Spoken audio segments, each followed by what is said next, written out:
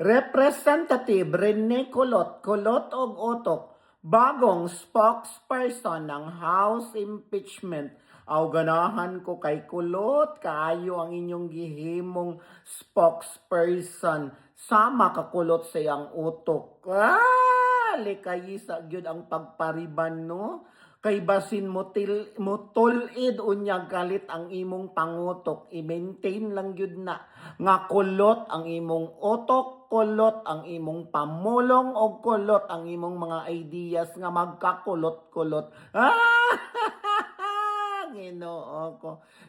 Basin pagkin sa inyong ibutang nga spokesperson basin pa sigurog si Hudiyo, basin pa sigurog si Poncio Pilato, kay wa gyud mo'y dag-anan anang inyong mga kabuang, kay ang inyong gusto, ang inyong hamatuman, ang magpadayon ang inyong pagpangawat, nga magpadayon ang inyong paghari-hari, kunuhay no sa Kongreso. Mauna nga why meaning, it doesn't give meaning. Basin pag sirinikulot ang inyong ibutang nga spokesperson. Wag gihapoy lami kay nga naman.